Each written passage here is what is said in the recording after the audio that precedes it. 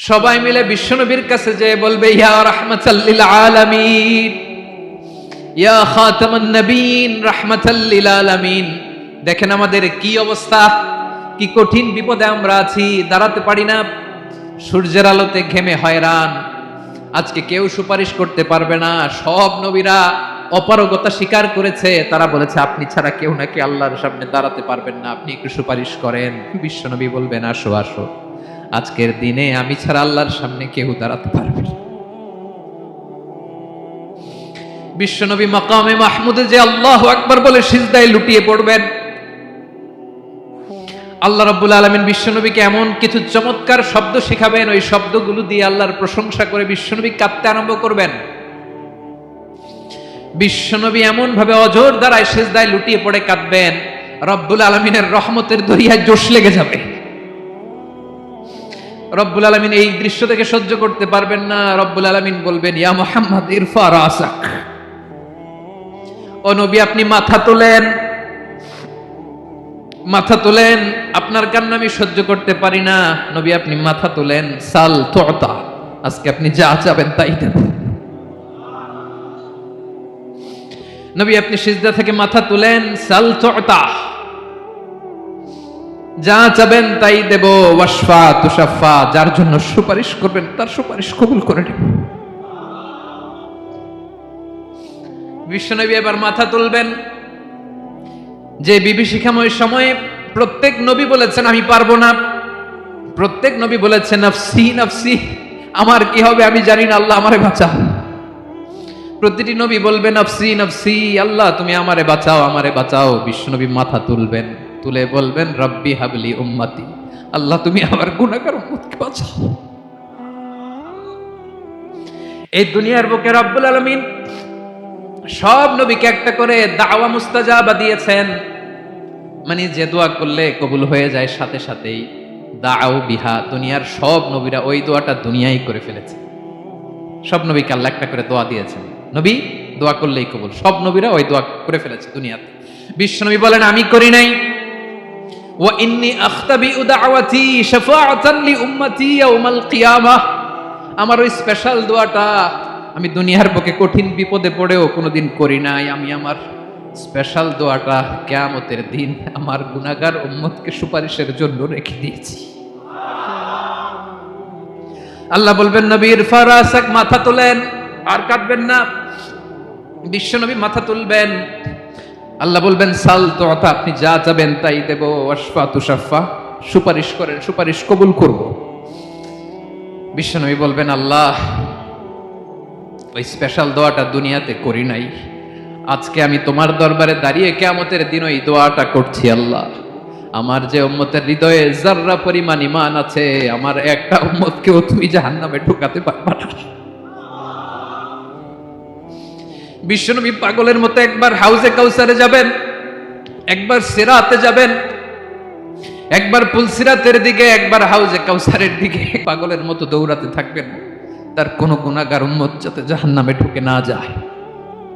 সেদিন কেউ সুপারিশ করতে পারবে না বিশ্বনবী ছাড়া।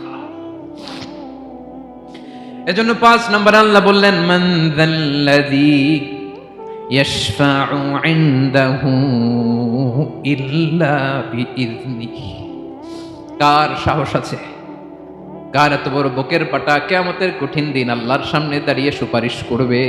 কারো ক্ষমতা নেই, কারো ক্ষমতা নাই।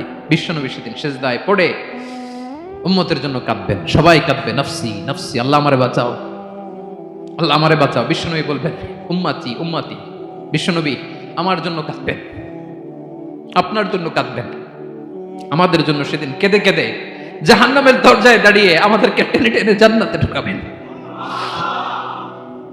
এজন্য এই বিশ্বনবীর ভালোবাসা যেন আমাদের হৃদয়ে ভরপুর থাকে। আমার ভাইয়েরা, প্রতি শুক্রবার বিশ্বনবীর উপরে বেশি বেশি যেন আমরা দুরূদ পড়ি। আমরা যখন বিশ্বনবীর সালাম দেই, দুরূদ পড়ি,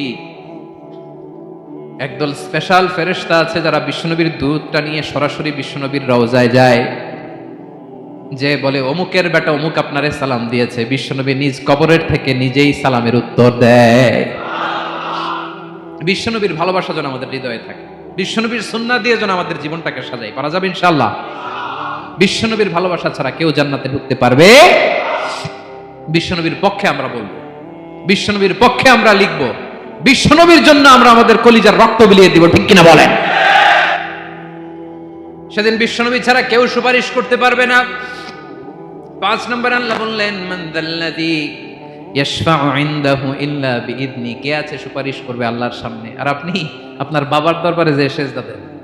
হ্যাঁ, ইব্রাহিম আলাইহিস সালাম থারথার করে কাঁপবে আর বলবে নাফসি নাফসি, আল্লাহ আমারে বাঁচাও। মুসা আলাইহিস সালাম থারথার করে কাঁপবে, আল্লাহ নাফসি নাফসি, আমারে বাঁচাও। আর আপনি পীরের দরবারে যে সেজদা দেন? কোথায় আছেন আপনি? খবরদার, কেউ বাঁচাতে পারবে না। যাকে ইল্লা আল্লাহ যাকে অনুমতি দেন, বিশ্বনবীকে দিবেন, নবীদেরকে দিবেন, এরপরে আল্লাহ তার স্পেশাল ওয়ালিদেরকে, মুত্তাকিনদেরকে, শহীদদেরকে, সিলেক্টেড বান্দাদেরকে দিবেন। কিন্তু কাকে দিবেন, কার জন্য দিবেন, দুনিয়ার কেউ জানে না একজন ছাড়া, তিনি কে? আল্লাহর ওয়ালিদেরকে, নেককার লোকদেরকে আল্লাহ সুপারিশের অনুমতি দিবেন, কিন্তু আপনি যারে মানেন, যার পায়ে সেজদায় লুটিয়ে পড়ে থাকেন, তারে যে আল্লাহ দিবেন, এটার কোনো গ্যারান্টি আছে? কথা বলেন। এজন্য জপতে হবে একজনের নাম, আওয়াজ করে বলুন, তিনি কে? আয়াতুল কুরসির 5 নাম্বার কথা হচ্ছে, সেদিন কেউ কারো উপকারে আসবে না, সুপারিশ করার সুযোগ পাবে না, আল্লাহ যাকে অনুমতি দেয় তিনি ছাড়া। কয়টা গেল? 6 নম্বর আল্লাহ বললেন, ইয়ালামু মা বাইনা আইদিহিম ওয়া মা খালফাহুম, তোমাদের সামনে তোমাদের পেছনে যখন যেটাই ঘটুক না জানে কে? আওয়াজ করে বলুন, কেউ যেটা জানে না জানে কে? কেউ যেটা দেখে না দেখে কে? কেউ যেটা শোনে না শোনে কে? ইয়ালামু মা বাইনা আইদিহিম ওয়া মা, দৃষ্টিগোচর, দৃষ্টির বাইরে যা ঘটে কে জানে? তবে ঘরের ভিতরে ঢুকে জানালা বন্ধ করে লাইট অফ করে যদি আমরা কিছু করি, ওইটা আর আল্লাহ জানে না। হ্যাঁ, জানে? ওইটাও জানে। যত কালো পর্দা লাগায়া লাইট বন্ধ করে একা একা পাপ করেন, দেখে কে? এজন্য অন্ধকারে পাপ করলেও সেখানেও আল্লাহর দৃষ্টি আছে না নাই? আলিমুল গায়বি ওয়াশ শাহাদা, দৃশ্য অদৃশ্য সব জানেন, সব। ইয়ালামু খাইনাতাল আয়ুন ওয়া মা তুখফিস সুদূর, চোখ দিয়ে, অনেকে দেখবেন চোখ দিয়ে চোখ মারে, ওইটাও আল্লাহ দেখেন। বিচার করতেছে, বিচারককে ঘুষ টুস দিয়ে আপনি চোখ মারলেন যে এইভাবে না ওইভাবে করো, ওইটা তো আল্লাহ দেখে নাই? হ্যাঁ, খাইনাতাল আয়ুন, চোখের খেয়ানত দেখে। ওয়া মা তুখফিস সুদূর, অন্তরে যেটা লুকায় রাখো এটাও তিনি দেখেন। এজন্য আল্লাহ বলেন 6 নাম্বার কথা হচ্ছে, ইয়ালামু মা বাইনা আইদিহিম ওয়া মা খালফাহুম, সামনে পেছনে যা ঘটে সব জানে কে? কথা ক্লিয়ার? 7 নম্বরে আল্লাহ বললেন, ওয়ালা ইউহিতুনা বিশাইইম মিন ইলমিহি ইল্লা বিমা শা, কেউ তার জ্ঞানকে পরিব্যাপ্ত করতে পারে না, পরিবেষ্টন করতে পারে না, তার জ্ঞানে কি আছে কেউ জানতে পারে না, ততটুকু ছাড়া যতটুকু তিনি জানেন। সুবহানাল্লাহ। নবীরা কি সব জানেন? বিষ্ণু ঈসা ইসলাম সব জানতেন না। আল্লাহ তাআলা নবীদেরকে যতটুকু জানান ততটুকুই নবীরা বলে, ঠিক কি না?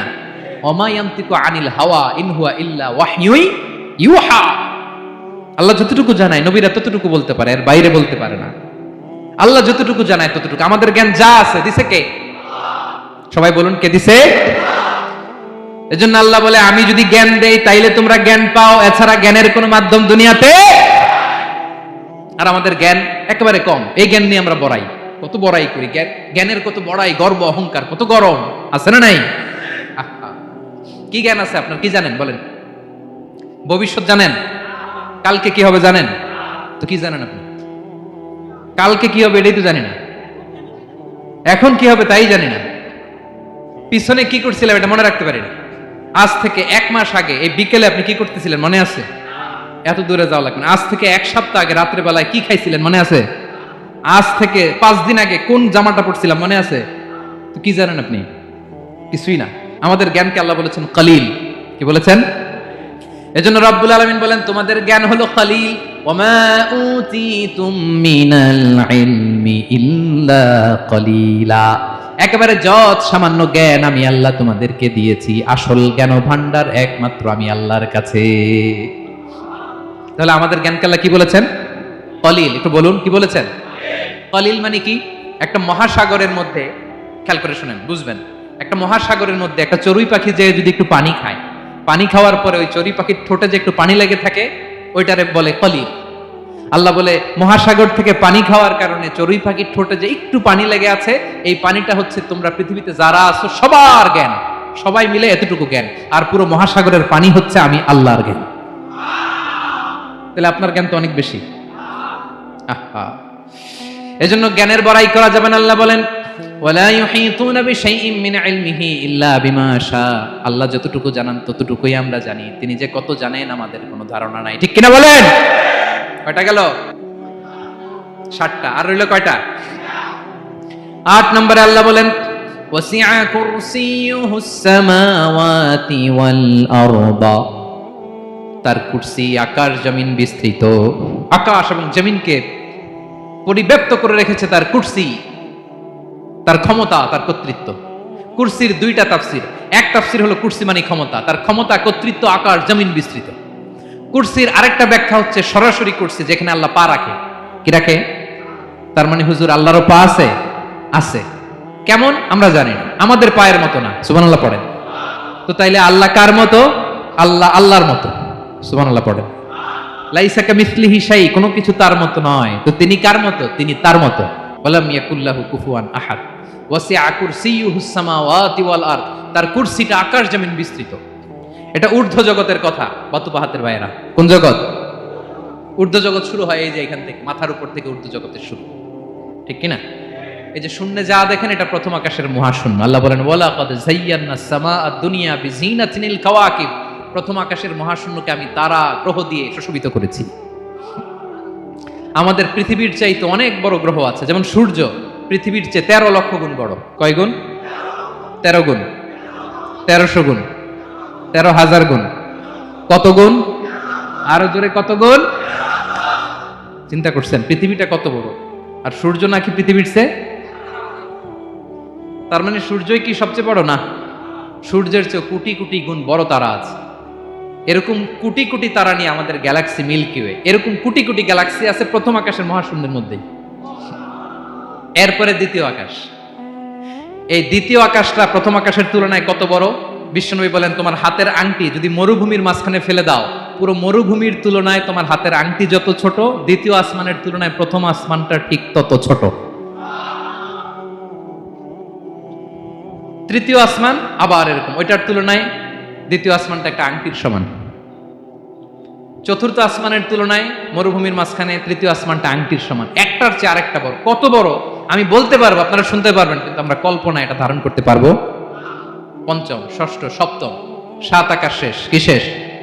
এর উপরে আছে বাইতুল মামুর। কি নাম? এটা ফেরেশতাদের মসজিদ, ফেরেশতাদের কেবলা, ফেরেশতাদের কাবা। আমরা যেমন মক্কায় কাবা, ফেরেশতাদের কাবা কেবলার নাম হচ্ছে আল বাইতুল মামুর। 7 আসমানের উপরে। এটা কত বড় শুনেন।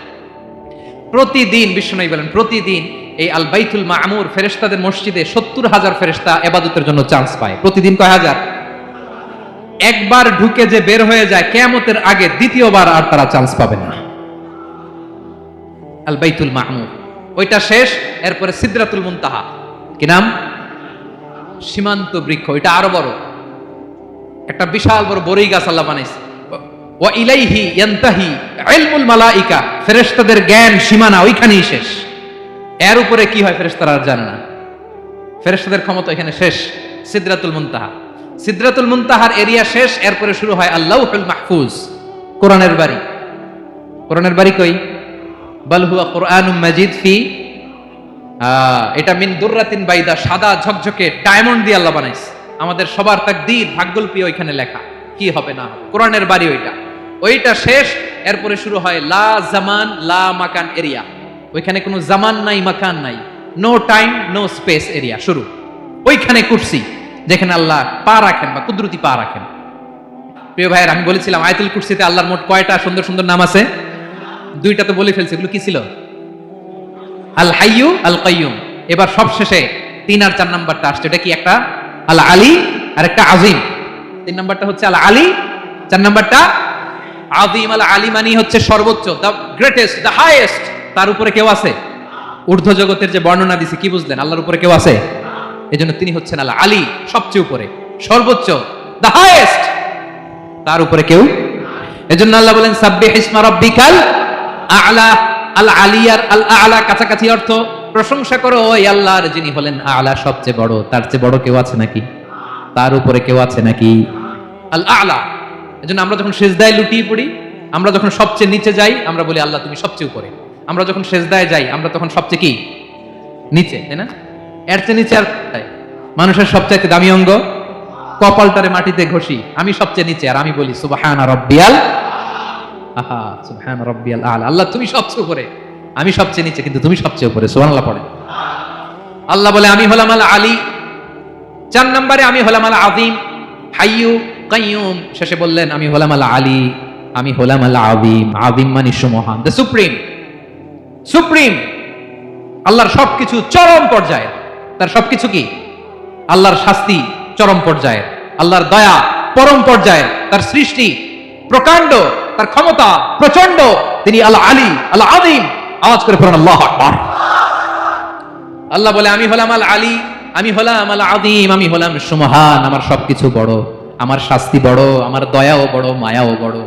আমি যখন শাস্তি দেই, আমার শাস্তির মতো কেউ শাস্তি দিতে পারে না। আমি আল্লাহ সব সময় ধরি না, ধরলে ছাড়ি না। ঠিক কি না? ধরে ধরে ধরে না, ধরলে আল্লাহ সাবধান। যখন আযাব আসবে, গজব আসবে, পালাবার জায়গা খুঁজে পাওয়া যাবে। সামান্য ভূমিকম্প দিলে আমাদের অবস্থা কি হয় দেখেন তো? হ্যাঁ, সামান্য একটু ভূমিকম্প দিলে বাঁচার উপায় আছে? আল আযীম, ইন্না যালজালাতাস সাআতি শাইউন আযীম। কিয়ামতের সেই প্রকম্পনটা বড্ড ভয়ঙ্কর, বড্ড ভয়ঙ্কর। এজন্য আমরা সে আল্লাহর ইবাদত করি যিনি কখনো ঘুমান না, যিনি ক্লান্ত হন না, যার লয় নাই, যার কোনো ক্ষয় নাই, যিনি ছাড়া আমাদের বাঁচার কোনো উপায় নাই। ঠিক কিনা বলেন? 10 নম্বর ক্লিয়ার? আলহামদুলিল্লাহ পড়েন। যা বললাম আমরা যেন আমল করতে পারি। তাহলে একটি আয়াতের তাফসীর শুনলাম। আয়াতটার নাম প্রত্যেক ফরজ নামাজের পরে পড়বেন, সকাল সন্ধ্যা পড়বেন, ওয়াজিফা হিসেবে মানবেন তো? কোন সূরায়? আয়াত নাম্বার? মোট কয়টা কথা? 1 নাম্বার, আল্লাহ ছাড়া কোনো ইলাহ নাই, তাকে ছাড়া কাউকে সেজদা দেব। 2 নাম্বার, তিনি আল হাইয়ুল কাইয়ুম, সব মরবে, তিনি মরবে। গোটা বিশ্ব তার কাছে ঠেকা, তিনি কারো কাছে ঠেকা। 3 নাম্বার, তার ঘুম হিসেবে মানবেন তো? কোন সূরায়? আয়াত নাম্বার?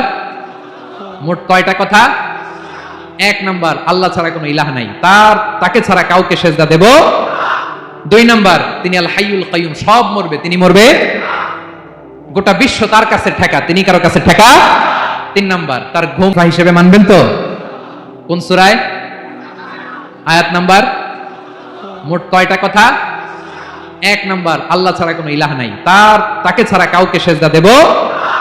2 নাম্বার, তিনি আল হাইয়ুল কাইয়ুম, সব মরবে, তিনি মরবে। গোটা বিশ্ব তার কাছে ঠেকা, তিনি কারো কাছে ঠেকা। 3 নাম্বার, তার ঘুম হিসেবে মানবেন তো? কোন সূরায়? আয়াত নাম্বার? মোট কয়টা কথা? 1 নাম্বার, আল্লাহ ছাড়া কোনো ইলাহ নাই, তাকে ছাড়া কাউকে সেজদা দেব। 2 নাম্বার, তিনি আল হাইয়ুল কাইয়ুম, সব মরবে, তিনি মরবে। গোটা বিশ্ব তার কাছে ঠেকা, তিনি কারো কাছে ঠেকা। 3 নাম্বার, তার ঘুম